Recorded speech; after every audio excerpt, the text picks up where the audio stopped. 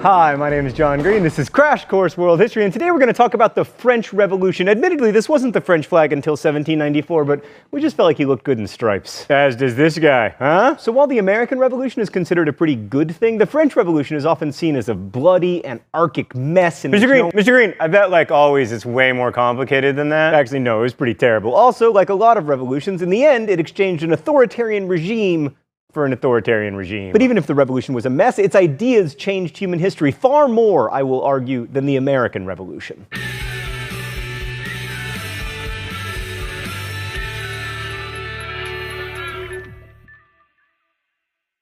Right, so France in the 18th century was a rich and populous country, but it had a systemic problem collecting taxes because of the way its society was structured. They had a system with kings and nobles we now call the Ancien Régime.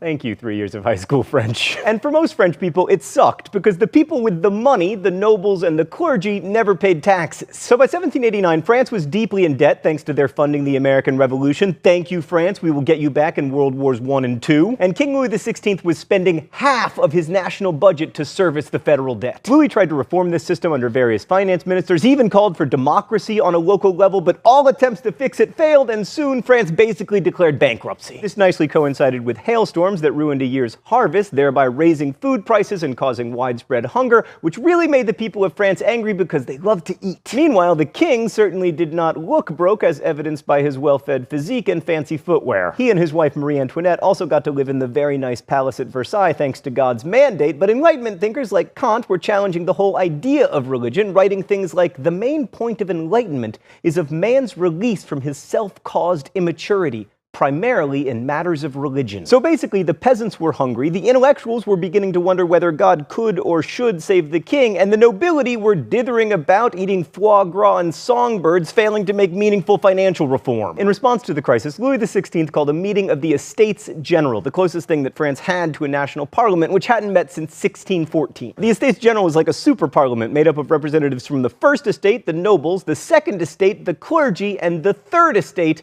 everyone else. The third estate showed up with about 600 representatives. The first and second estates both had about 300, and after several votes, everything was deadlocked. And then the third estate was like, you know what, forget you guys. We're gonna leave and we're gonna become our own National Assembly. This did not please King Louis XVI, so when the new National Assembly left the room for a break, he locked the doors and he was like, sorry guys, you can't go in there. And if you can't assemble, how are you gonna be a National Assembly? Shockingly, the third estate representatives were able to find a different room in France, this time an indoor tennis court where they swore the famous tennis court oath, and they agreed not to give up until a French constitution was established. So then Louis XVI responded by sending troops to Paris, primarily to quell uprisings over food shortages, but the revolutionaries saw this as a provocation. So they responded by seizing the Bastille prison on July 14th, which coincidentally is also Bastille Day. The Bastille was stormed ostensibly to free prisoners, although there were only 7 in jail at the time, but mostly to get guns. But the really radical move in the National Assembly came on August 4th, when they abolished most of the Ancien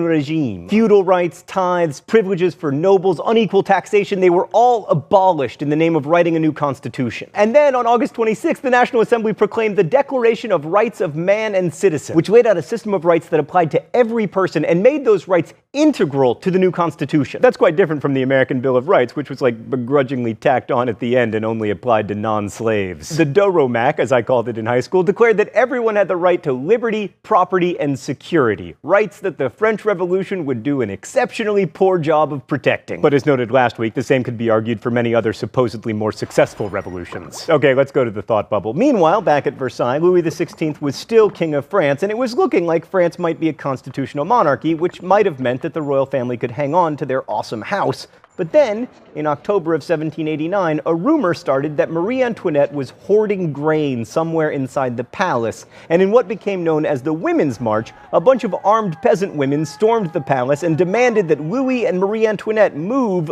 from Versailles to Paris, which they did because everyone is afraid of armed peasant women. And this is a nice reminder that to many people at the time, the French Revolution was not primarily about fancy Enlightenment ideas. It was mostly about lack of food and a political system that made economic contractions hardest on the poor.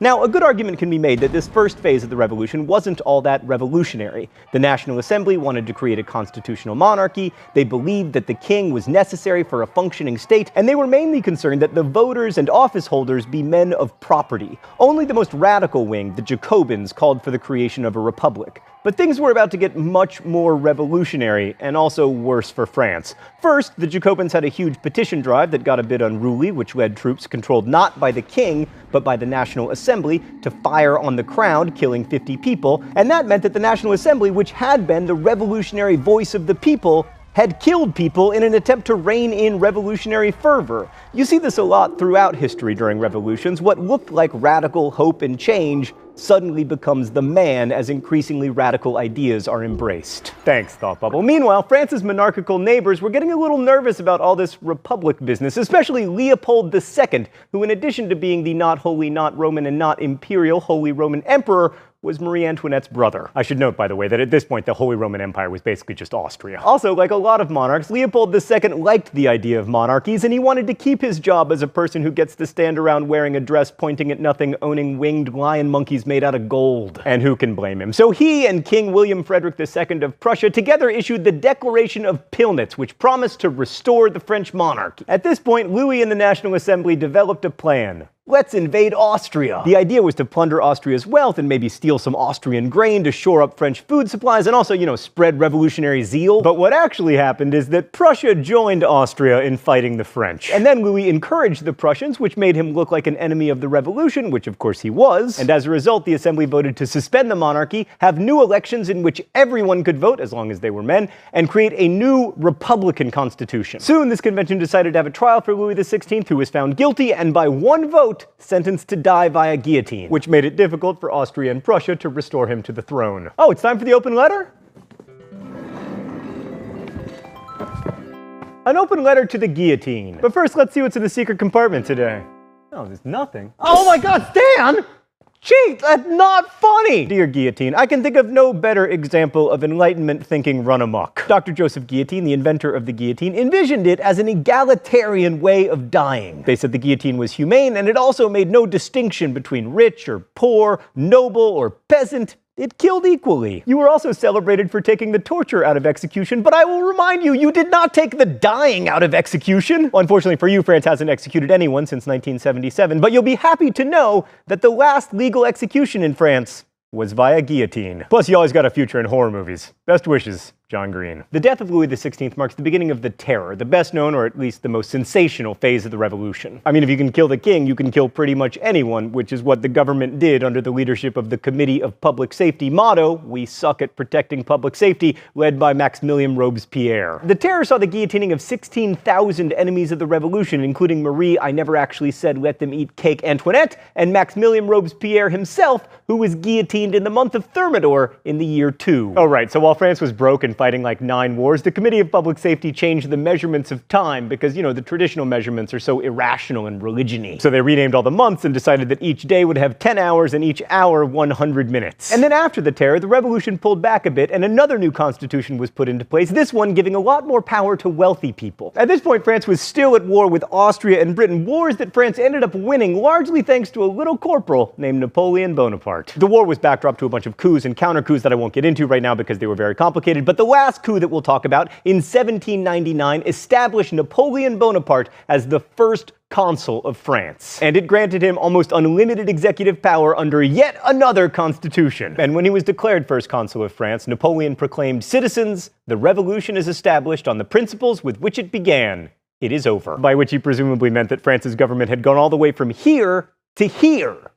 To here. As with the American Revolution, it's easy to conclude that France's revolution wasn't all that revolutionary. I mean, Napoleon was basically an emperor, and in some ways he was even more of an absolute monarch than Louis XVI had been. Gradually, the nobles came back to France, although they had mostly lost their special privileges. The Catholic Church returned too, although much weaker because it had lost land and the ability to collect tithes. And when Napoleon himself fell, France restored the monarchy, and except for a 4-year period between 1815 and 1870, France had a king who was either a Bourbon or a Bonaparte. Now, these were no longer absolute monarchs who claimed that their right to rule came from God. They were constitutional monarchs of the kind that the revolutionaries of 1789 had originally envisioned. But the fact remains that France had a king again, and a nobility, and an established religion, and it was definitely not a democracy or a republic. And perhaps this is why the French Revolution is so controversial and open to interpretation. Some argue the revolution succeeded in spreading Enlightenment ideals even if it didn't bring democracy to France. Others argue that the real legacy of the revolution wasn't the enhancement of liberty, but of state power. Regardless, I'd argue that the French Revolution was ultimately far more revolutionary than its American counterpart. I mean, in some ways, America never had an aristocracy, but in other ways, it continued to have one. The French Enlightenment thinker Diderot felt that Americans should fear a too unequal division of wealth, resulting in a small number of opulent citizens and a multitude of citizens living in misery. And the American Revolution did nothing to change that polarization of wealth. What made the French Revolution so radical was its insistence upon the universality of its ideals. I mean, look at Article 6 of the Declaration of Rights of Man and Citizen. Law is the expression of the general will. Every citizen has a right to participate personally or through his representative in its foundation. It must be the same for all, whether it protects or punishes. Those are radical ideas, that laws come from citizens, not from kings or gods, and that those laws should apply to everyone equally? That's a long way from Hammurabi, and in truth, it's a long way from the slaveholding Thomas Jefferson. In the 1970s, Chinese President Zhou Enlai was asked what he thought the effects of the French Revolution had been, and he said, "It's too soon to say." And in a way, it still is. The French Revolution asked new questions about the nature of people's rights and the derivation of those rights. And we're still answering those questions and sorting through how our answers should shape society today. Must government be of the people to be for the people? Do our rights derive from nature or from God or from neither? And what are those rights? As William Faulkner said, the past is never dead, not even past. Thanks for watching. I'll see you next week. Crash Course is produced and directed by Stan Muller. Our script supervisor is Danica Johnson. The show is written by my high school history teacher, Raoul Meyer, and myself. Our graphics team is Thought Bubble, and we are ably interned by Meredith Danko. Last week's phrase of the week was giant teabag. If you want to suggest future phrases of the week or guess at this week's, you can do so in comments, where you can also ask questions about today's video that will be answered by our team of historians. Thanks for watching Crash Course, and as we say in my hometown, don't forget to be awesome.